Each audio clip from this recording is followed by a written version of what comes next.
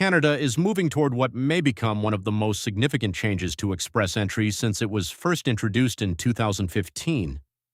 According to recent updates, Immigration, Refugees, and Citizenship Canada has included a new regulatory proposal in its forward plan that aims to establish a single federal high-skilled immigration category.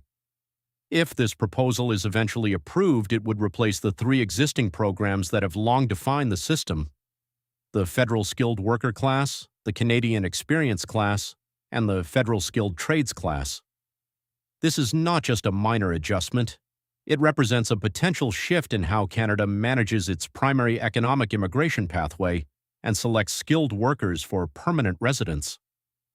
The motivation behind this proposal reflects how much Canada's labor market and economic needs have evolved over time.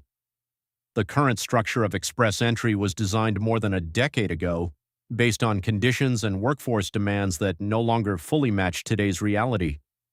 Since then, hiring practices have changed, employer needs have become more specialized, and category-based selection has started to play a larger role.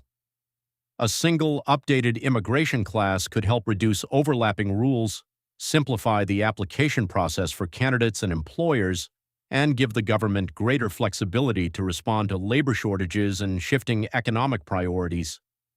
In essence, the goal is to create a system that is clearer, more adaptable, and better aligned with modern workforce needs. Despite the scale of this proposal, it's important to understand that no immediate changes are being implemented. Candidates currently in the express entry pool do not need to worry. Existing profiles will remain active, invitations that have already been issued will continue to be processed, and applications already in progress will move forward under the current regulations.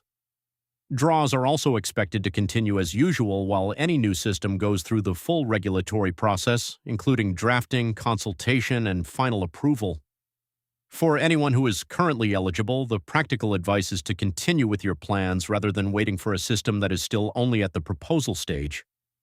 The current system remains fully operational and active.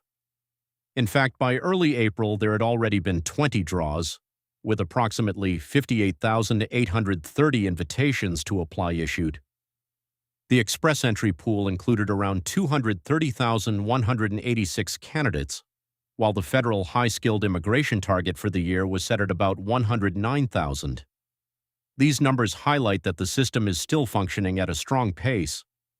Looking ahead, there are several possible directions this new single class could take.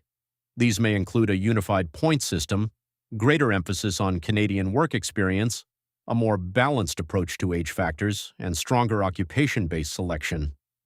Additional possibilities could involve regional incentives, improved measures to prevent fraud, and changes to how job offers and labor market impact assessments are valued. However, it's important to note that these are only informed expectations, not confirmed details. The exact structure will only be known once formal drafts and consultations are released.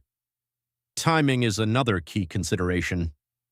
Public consultations are expected to begin in spring 2026, but full implementation is likely much further away.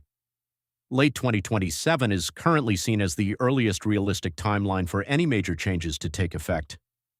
For now, the most sensible approach for candidates is to stay informed, continue strengthening their profiles, and rely on official updates rather than speculation.